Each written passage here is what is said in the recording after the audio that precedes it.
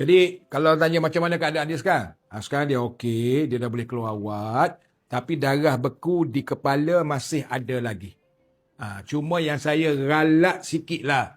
Sistem penyampaian kecemasan negara kita ni agak ketinggalan lah. Walaupun di era digital, dengan IC tu sepatutnya dah ada nombor telefon keluarga semua, tapi tak boleh kesan. Anak saya kemalangan 2:30 petang, 7:30 malam baru kita tahu. Dan tahu tu pun bukan melalui pihak hospital. Kita tahu tu melalui kawan pada kawan dia yang jumpa motor di tepi jalan. Jadi ini ambil iktibar lah kepada suka main motor. Motor ni sebenarnya saya dah larang dah anak saya. Saya dah larang dah motor ni. Dia nak beli motosikal besar, saya tak bagi. Dia kata ini impian dia lah apa. Waktu dia pakai motosikal besar, tuan-tuan, puan-puan, motosikal besar, mana ada orang bawa macam motor kapcai. Motor kapcai pun bawa macam plastik. Apa lagi motor besar? Nak cerita apa kan? Saya pujuk suruh jual motor. Jualah motor tu. Jualah motor tu. Tolonglah bagi dia sikit waktu lagi lah. Dia sayang motor ni lah apalah. Kalau pakai motor kecil lambat dia kata. Lambat. Itu pun dah cukup untuk nak menggambarkan kelajuan. Kalau boleh tuan-tuan dan puan-puan, jangan ajar anak kita dengan motor. Dari kecil pun jangan duk ajak dia naik motor.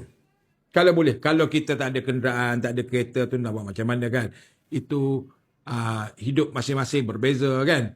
Tapi kalau boleh kita kurangkanlah benda tu kan. Hak ada kereta tak sudah ajar anak naik motor. Hak tak ada kereta tu nak buat macam mana. Dah memang itu rezeki mereka setakat itu kan. Tapi mereka akan lebih berhati-hati, jaga dan sebagainya kan. Jadi itulah sedikit perkongsian daripada saya. Dan saya nak bagi tahu satu lagi. Bahawasanya sedekah ni adalah benda yang sangat penting. Jagalah sedekah.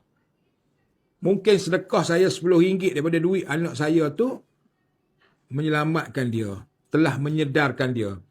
Telah memberhentikan darah yang mengalir di kepala dia tu sehingga berhenti jadi darah yang beku dan makin mengecil dah sekarang. Mungkin. Kita tak tahu. Tetapi sedekah ini terlalu besar faedah dan manfaatnya. Kalau tidak, Rasulullah tidak akan berjanji apa faedah-faedah manfaat-manfaatnya kan. Jadi kalau boleh untuk sedekah ni kan, supaya kita senang memberi tanpa kita ragu-ragu, tanpa kita berkira-kira asingkan duit untuk sedekah setiap bulan. Jadikan sedekah itu sebagai komitmen. Sebagaimana kita bayar rumah, kita bayar kereta, kita bayar ansuran itu ini. Sedekah itu kita letak. Biar kecil, RM50 sebulan, RM30 sebulan, RM100 sebulan. Tak ada masalah. Tidak ada yang besar jika tidak bermula daripada kecil. Jangan duk harap nanti kita duit banyak baru nak sedekah. Sedekah dulu supaya duit kita jadi banyak.